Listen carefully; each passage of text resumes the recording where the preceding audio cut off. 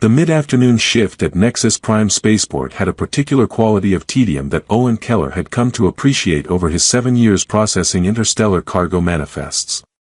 The hum of gravity stabilizers created a constant background drone, punctuated by the occasional hiss of airlock seals and the synthetic voice announcing departures to places he'd never visit. He liked the predictability. He liked knowing that Shipment X-447 from Tau Ceti contained mostly textiles and minor electronics, and that the Arcturian freighter in Bay 12 needed its bioorganic cargo kept at exactly 14 degrees Celsius or someone very important would be very upset. What he didn't like was when his lunch break got interrupted by shouting near the main concourse food vendors.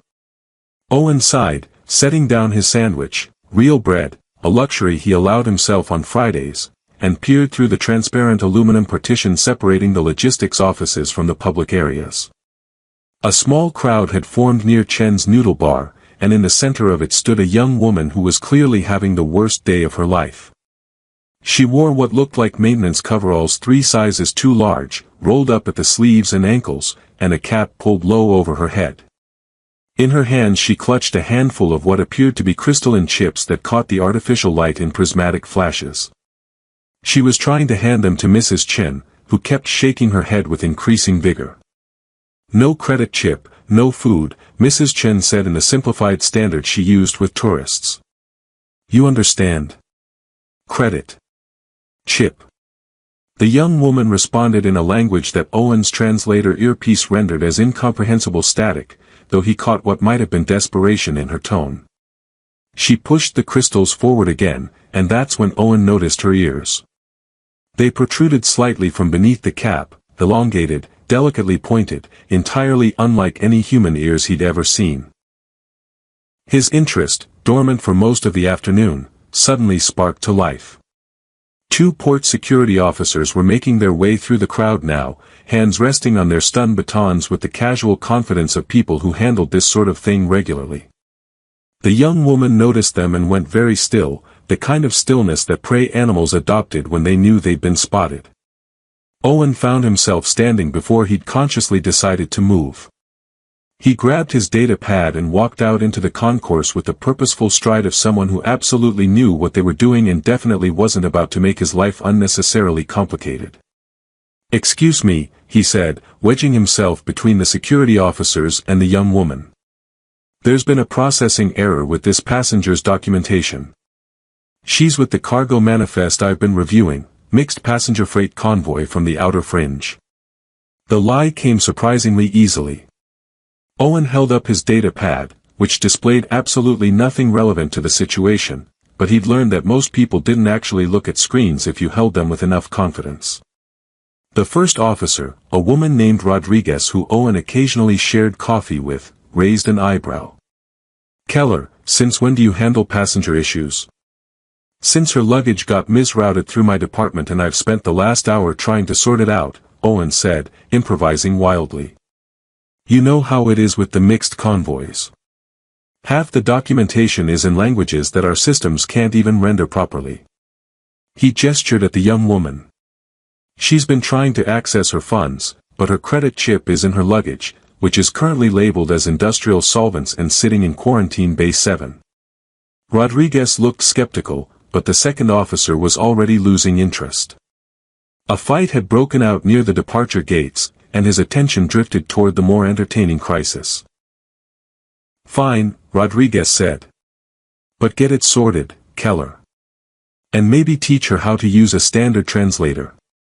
She moved away, speaking into her wrist calm about the developing situation at the gates. Owen turned to the young woman, who was staring at him with wide eyes that were, he noticed, an unusual shade of amber flecked with gold.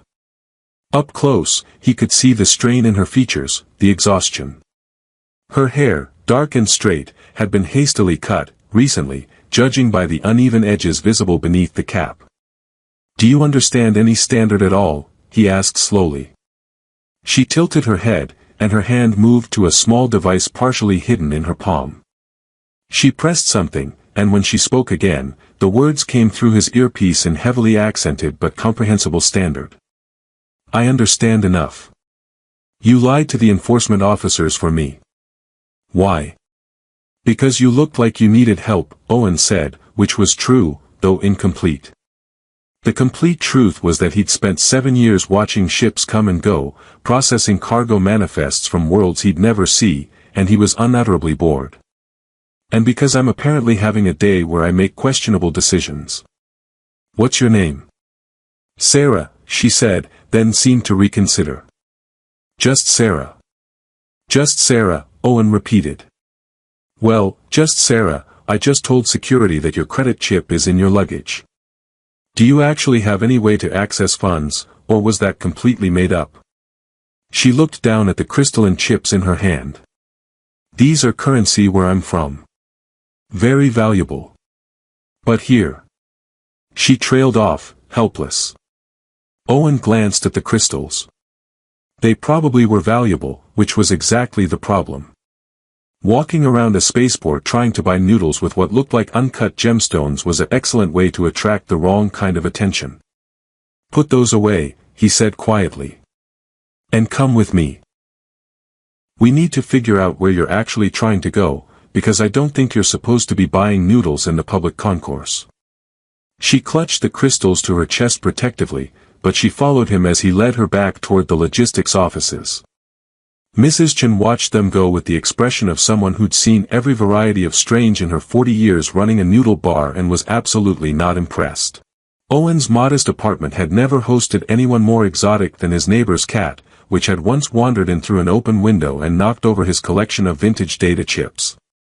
Now it contained an alien princess, though he didn't know about the princess part yet, who was examining his coffee maker with the intense fascination of someone encountering a potentially hostile life form. This machine, Sarah said, leaning close to the brewing unit. It produces a heated liquid that humans consume voluntarily. Coffee, Owen confirmed, pulling up passenger logs on his personal terminal. It's mostly harmless. Well, mostly. She picked up the pot, sniffed it, and her face transformed into an expression of profound horror. This smells like industrial lubricant. You drink this? Every morning. Sometimes twice. Owen didn't look up from the screen, fingers moving rapidly across the holographic interface. Welcome to human civilization. We're not as advanced as we pretend to be. 3 hours of searching through spaceport records had revealed something that made Owen's stomach perform an uncomfortable series of acrobatic maneuvers. Sarah's family wasn't just any family. The passenger manifest contained diplomatic seals, encrypted headers, and security classifications that his basic logistics clearance shouldn't have been able to access at all. The fact that he could see them suggested either a significant database error or someone had flagged these records as critical. The designation, Viridian Diplomatic Convoy, appeared 17 times, along with departure stamps heading toward the Kepler sector, then the Aurelia system, then fragmenting across 3 different possible routes deeper into territories Owen had only processed cargo shipments for, never actually studied. Found them, he said, leaning back in his chair. Or rather, found where they were. Your family's convoy passed through Nexus Prime 8 days ago. They stayed for approximately 46 hours during a scheduled diplomatic stopover, then departed on 3 separate vessels. Sarah moved away from the coffee maker, hope lighting her unusual eyes. Where did they go? That's the complicated part. The convoy split. Primary vessel headed to Aurelia Station, secondary to New Carthage, and the tertiary route went toward the neutral zones near the frontier. Owen rotated the holographic display so she could see it. Without knowing which ship you were supposed to be on, we're looking at 3 entirely different sectors of space. Her hope dimmed visibly. She sank onto his couch, which complained with a wheeze of aging cushions. I was on the primary vessel. With my parents and my... She stopped, catching herself. With my family. We were touring diplomatic stations as part of a cultural exchange program. Owen suspected cultural exchange program was a diplomatic euphemism for something more significant, but he didn't push. Aurelia Station, then. That's at least a direction. You speak as though you intend to help me reach them. I speak as though I'm probably going to do something incredibly stupid, Owen corrected. He pulled up his personal financial records, watching the numbers with the resignation of a man about to make a terrible decision. I have accumulated vacation time. 3 weeks of it, actually, because I never go anywhere. And I have enough credits saved for, well, not for luxury travel, but for passage on a commercial liner if I don't eat much and don't mind sharing a cabin with cargo containers. Sarah stood abruptly. You would do this? For someone you met 6 hours ago? Apparently, yes. I'm as surprised as you are. Owen closed the financial display before he could reconsider. Here's the thing, Sarah. You can't access interstellar communications without proper identification codes. You can't book passage without credit chips. And walking around trying to trade what are probably Royal Treasury gemstones for noodles is going to land you in a detention cell or worse. So either I help you, or I spend the next 3 weeks wondering what happened to you and feeling guilty about it. Royal Treasury. She tried to look innocent and failed completely. I never said anything about. You have diplomatic convoy families, you're carrying crystals that catch light like they're worth more than my yearly salary, and you react to security officers like someone who's used to having guards handle such things. Owen raised an eyebrow. I process cargo manifests for a living. I'm trained to notice when things don't match their documentation. You, just Sarah, are definitely not properly documented. She sat back down, and something in her posture shifted, became more controlled, more carefully composed. If I tell you the complete truth, you may decide this is too dangerous to be worth your vacation time. Try me. I am not just a member of a diplomatic family. I am the reason for the diplomatic convoy. My family is. She paused, choosing words carefully. Important on Viridian. Very important. This journey was supposed to be my coming-of-age tour, visiting allied stations and systems. But there was a malfunction in our vessel's environmental systems. A small explosion in the recycling unit. Nothing catastrophic, but it triggered evacuation protocols for that section. I was visiting the observation deck when it happened. The blast doors sealed automatically, and I was trapped in a maintenance corridor with 3 crew members. Owen listened, pulling up technical specifications for Viridian diplomatic vessels on his secondary screen. We evacuated to an emergency pod, Sarah continued. Standard procedure. The pod was supposed to remain tethered to the main ship while repairs were completed. But there was another malfunction, a failure in the magnetic coupling. We detached. By the time the crew realized what happened and could launch retrieval shuttles, we drifted into a shipping lane. A cargo hauler picked us up, brought us here to Nexus Prime. The crew members had proper identification and were able to contact the embassy. But She gestured at herself. I had left my identification crystal in my quarters. I was in maintenance coveralls because the observation deck had been cold. And when the embassy officials arrived to collect the crew members, I was in the medical bay being treated for minor injuries. By the time I reached the docking area, they had departed. They didn't know to wait for me. So your family thinks you're still with the convoy, and the crew members think you were collected with them, Owen said slowly. Classic miscommunication disaster. Why didn't you just go to the embassy here? I tried. The embassy here is a minor outpost, just a trade office really. They asked for identification I don't have. They said they'd need to verify my identity through official channels, which could take days or weeks.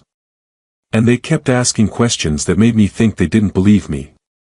She looked down at her hands. Would you believe someone in stolen coveralls claiming to be, she stopped again. Claiming to be someone important, Owen finished diplomatically. Fair point. Bureaucracy is equally terrible across all species, apparently. So we track down the primary vessel at Aurelia Station, you reunite with your family, and everyone lives happily ever after. You make it sound simple. It's probably not simple at all, Owen admitted cheerfully. But I've spent 7 years processing manifests for cargo I never see, traveling to stations I never visit. This is the most interesting thing that's happened to me since I accidentally routed a shipment of live Andromedan singing plants to a monastery that had taken vows of silence. Despite everything, Sarah laughed. That sounds terrible. It was. The monastery filed 17 separate complaints. The plants wouldn't stop singing. Owen stood, stretching. We'll book passage on tomorrow's liner to Aurelia Station. It's a 4-day journey. I'll authorize my vacation time tonight and send a very apologetic message to my supervisor explaining that I've had a family emergency. You're lying to your employer for me now as well as to security. I'm building a very impressive pattern of poor decisions, yes. Owen grinned at her. Don't worry. After 7 years of perfect attendance and 0 complaints, I've earned one spontaneous act of irresponsibility. Besides, how often does someone get to help rescue a possibly royal alien from bureaucratic disaster? Sarah stood, and for a moment something flickered across her face, gratitude mixed with something deeper, more complex. Thank you, Owen Keller. I will ensure my family compensates you appropriately for this. Let's just focus on finding them first, Owen said. Now, we should probably get you some clothes that don't look stolen and maybe teach you how to use a standard credit chip. Tomorrow's going to be interesting.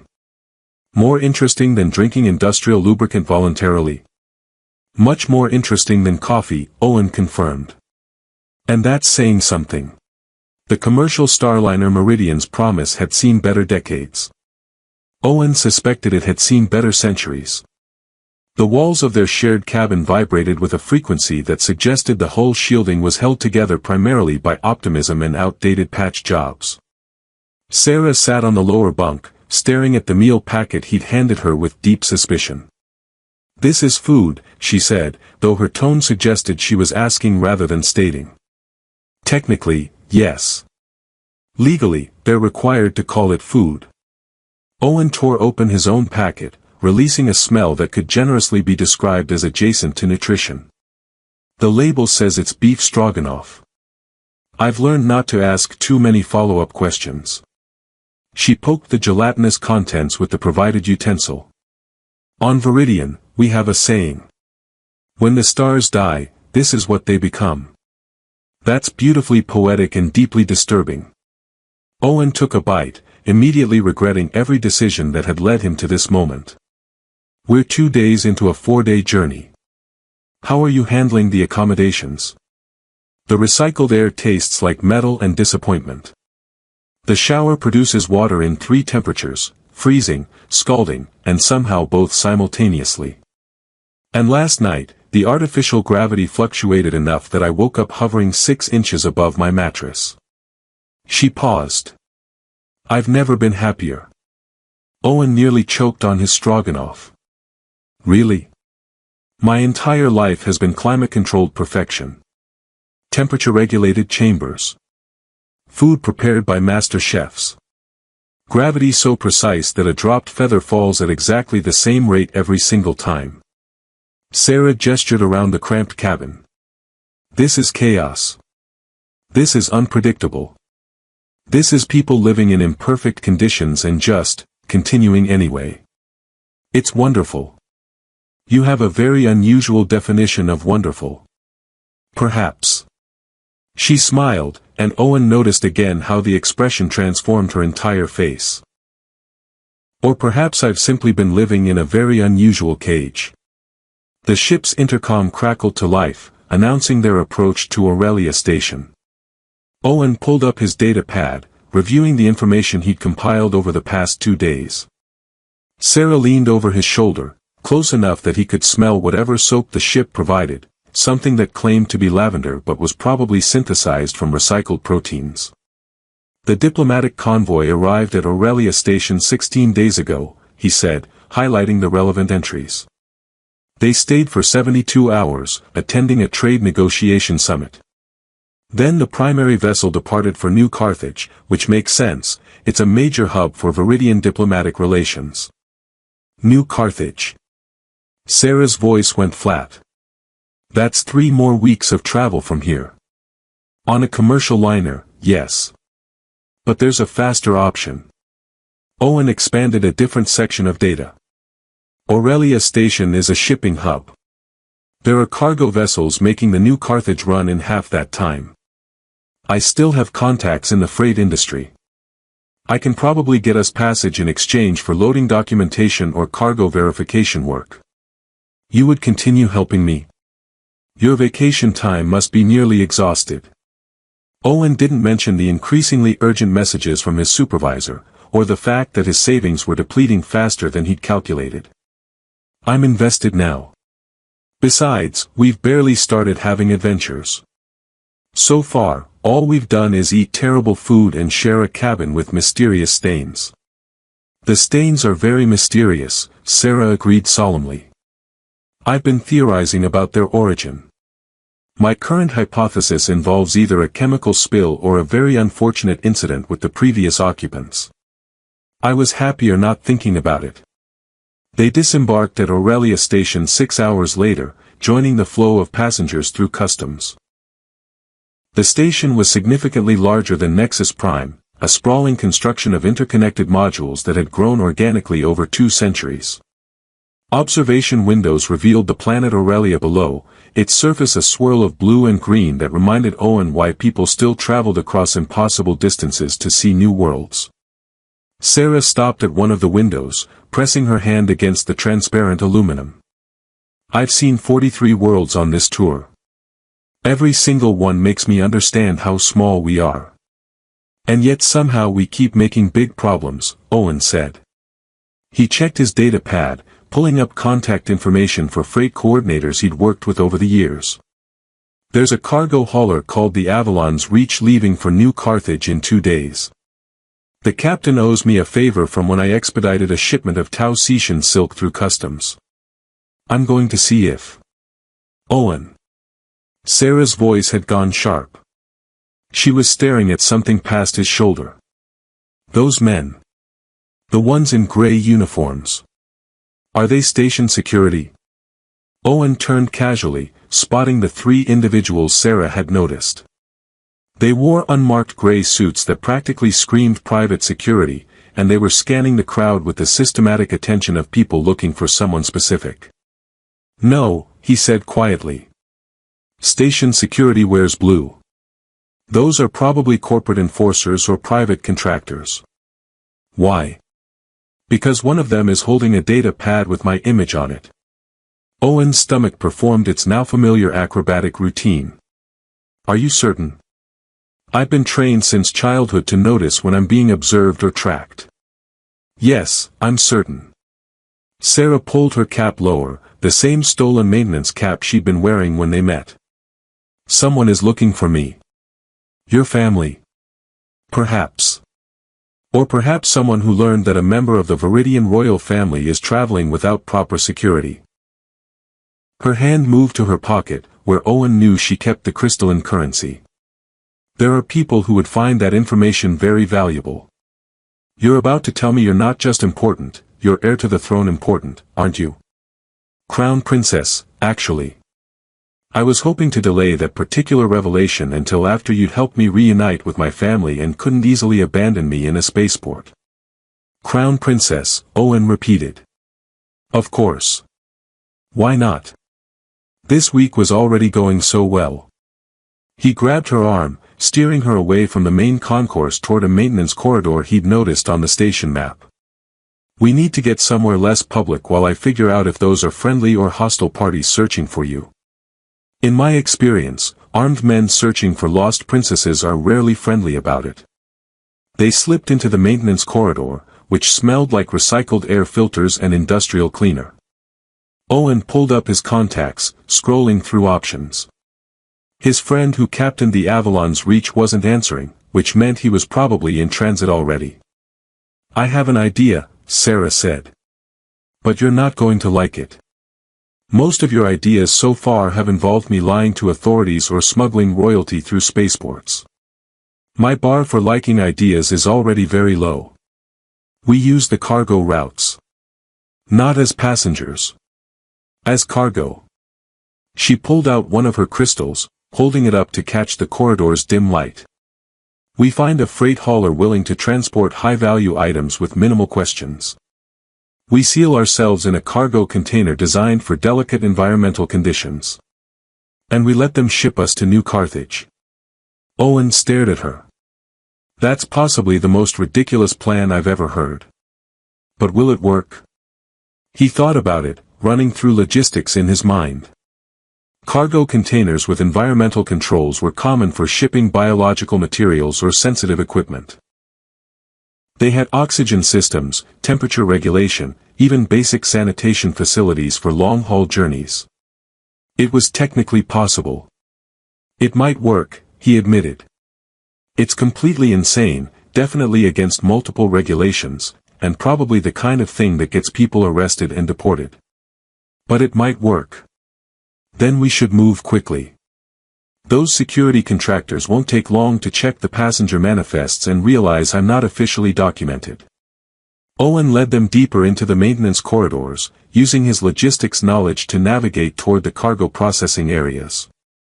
When this is over, and you're safely back with your royal family in their royal palace or whatever, I want you to remember that I was initially just trying to help you buy noodles.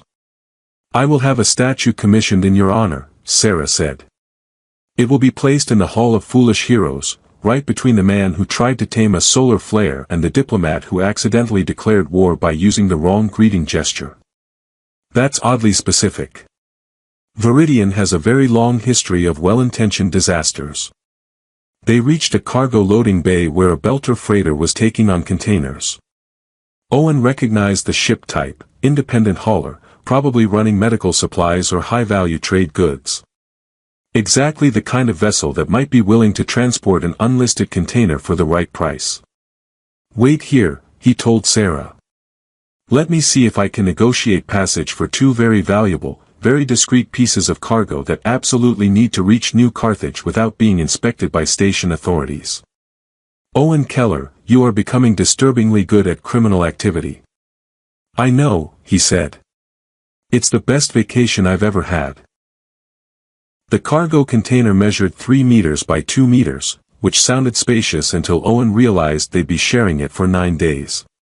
The freighter captain, a woman named Yuki with cybernetic eyes that glowed faintly blue, had asked exactly 0 questions when Owen offered her 2 of Sarah's crystals in exchange for discreet passage.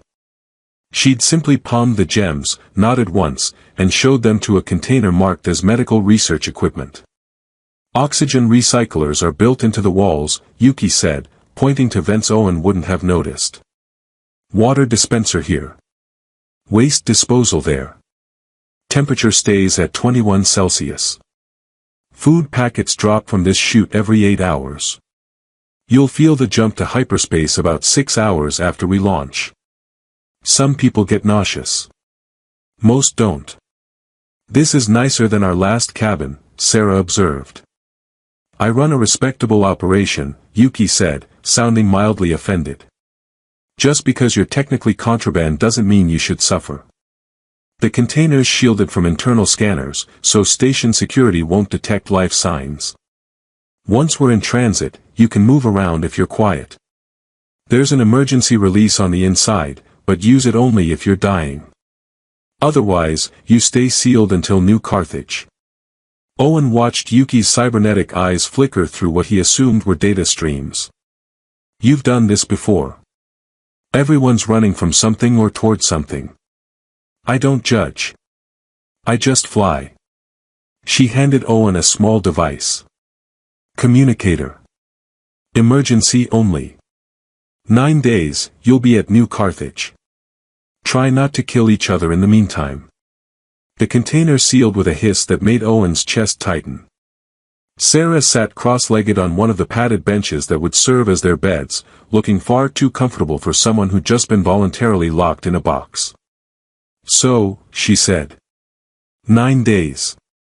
How should we pass the time? I've been trying not to think about that. Owen tested the water dispenser. It produced something that was theoretically water. I don't suppose Viridian royalty are trained in card games. I know 47 varieties of strategic board games, each with their own historical and cultural significance.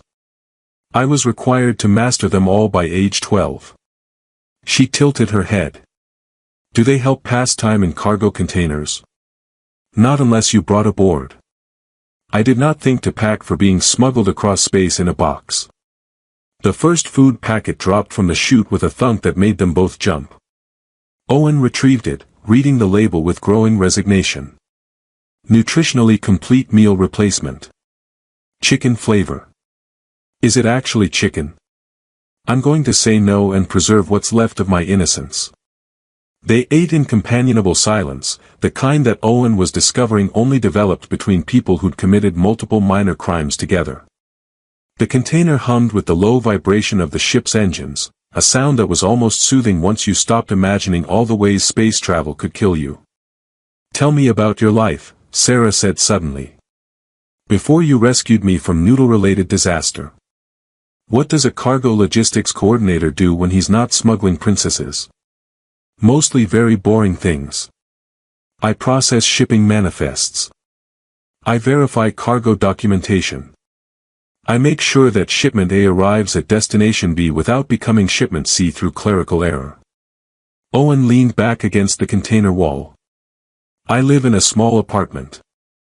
I eat at the same 3 restaurants. I have a plant that I keep forgetting to water but somehow refuses to die. It's a very exciting existence. You're lying. Not about the facts, but about how you feel about them. Owen glanced at her. What do you mean? You describe your life like it's a prison sentence you're serving. But you chose that life. You could leave at any time. Sarah's amber eyes caught the container's dim lighting. So why do you stay? Because it's safe. Because I know what to expect every day. Because the alternative is. He trailed off, surprised by his own honesty. My parents were explorers. Real ones. They surveyed new systems for the colonial expansion program. They died when their ship encountered an unexpected solar flare in an unmapped sector. I was 17. I'm sorry. Don't be. They died doing what they loved, which is what everyone says and what's supposed to make it better. Owen took a drink of the not-quite water. But I decided that I didn't want to love anything that could kill me in unmapped sectors of space. So I got a job where I could watch other people have adventures while I stayed safely behind a desk. And now you're in a cargo container traveling to New Carthage to reunite a lost princess with her family. Yes, well. Apparently, I'm having a midlife crisis at age 32. Sarah laughed, the sound strange and warm in the enclosed space. On Viridian, we don't have a concept of midlife crisis. We have the awakening of uncomfortable truths, which usually happens around age 25 and involves leaving your quarters at inappropriate hours to stare at the moons. Is that what your coming-of-age tour was really about? An awakening of uncomfortable truths? Partially. Also, my parents hoped that seeing other worlds and cultures would help me understand the responsibility I'll inherit. She pulled her knees to her chest, looking younger than Owen had seen her. I'm supposed to become queen someday. Rule over millions of people. Make decisions that affect entire systems. And I keep thinking that surely there's been some mistake, because I once spent 3 hours trying to teach myself to juggle and only succeeded in breaking a priceless vase. That's actually reassuring. I'd be worried if you were perfect. I'm very far from perfect. I'm stubborn. I make impulsive decisions. I sneak out of state functions because they're boring.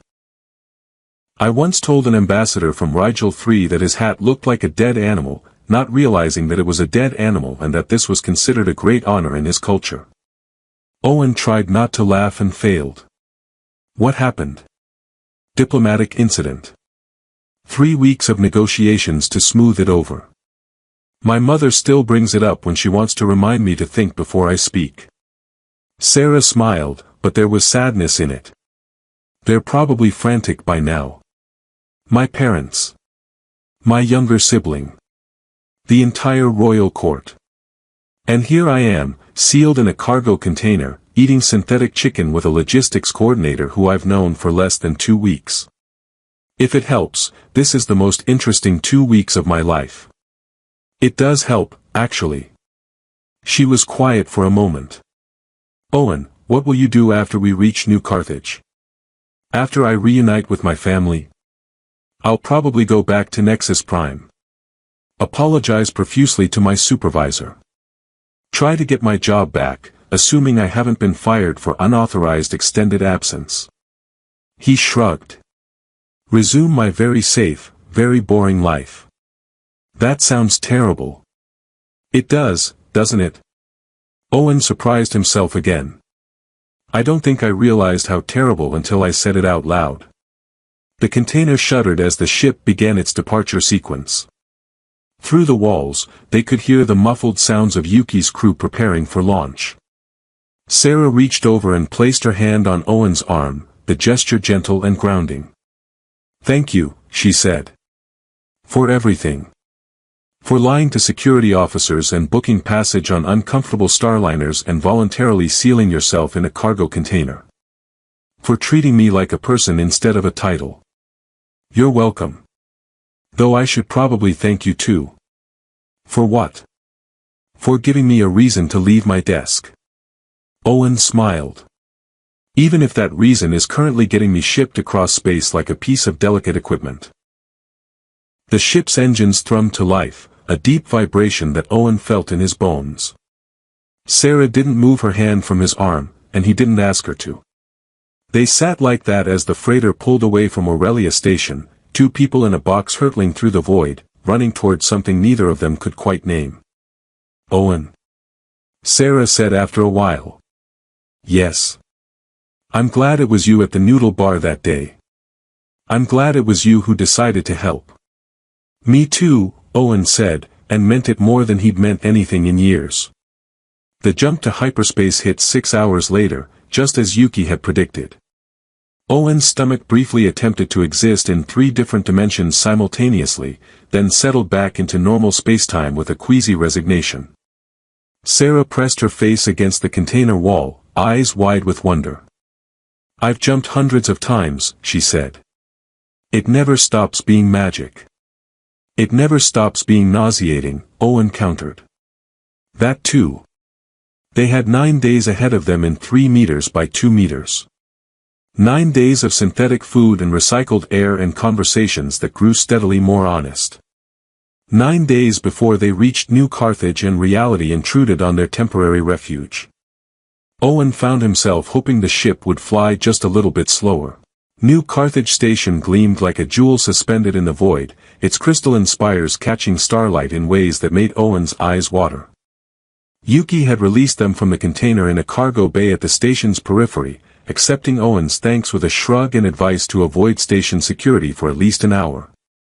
The diplomatic reception is in the celestial wing, Owen said, checking his data pad with hands that had developed an annoying tremor. According to the station directory, there's a trade summit happening. Delegations from 40 systems. Your family's convoy is listed as primary attendees. Sarah had changed into clothes they'd purchased from a station vendor using the last of her crystals, something that approximated formal wear but could pass for upscale business attire. She'd left her ears visible now, the elegant points no longer hidden. Owen noticed people staring as they walked through the concourses, but no one stopped them. I look terrible, Sarah said, catching her reflection in a window. 9 days in a cargo container does not improve one's appearance. You look like someone who's been on an adventure. That's better than looking perfect. Spoken like someone who's never had to maintain royal dignity while smelling like recycled air and synthetic chicken. They reached the entrance to the celestial wing, where security checkpoints bristled with scanning equipment and stern-faced guards. Owen's stomach performed its acrobatic routine one final time. This was it. The end of their strange journey. After this, Sarah would return to her world of protocols and palaces, and he'd return to processing manifests. We can't just walk through security, Owen said. They'll want credentials we don't have. Then we don't walk through security. Sarah pointed to a service corridor branching off the main hallway. Maintenance access. Every official building has them. It's how I used to sneak out of state functions. Of course you did. They slipped into the corridor, following signs for environmental systems and food service. The sounds of the diplomatic reception grew louder, voices speaking in dozens of languages, the clink of glasses, the subtle hum of translation devices working overtime. Sarah, Owen said, stopping before they reached the service entrance to the reception hall. After this, after you're back with your family, what happens? I return to Viridian. I resume my training. I prepare to eventually become queen. She said it like a sentence, like something inevitable and inescapable. I attend more diplomatic functions and smile appropriately and make no more comments about ambassadors' hats. That sounds lonely. It is. It always has been. She turned to face him fully, and Owen saw something in her expression that made his chest tighten. But perhaps it doesn't have to be. Not if. She trailed off, seeming to reconsider.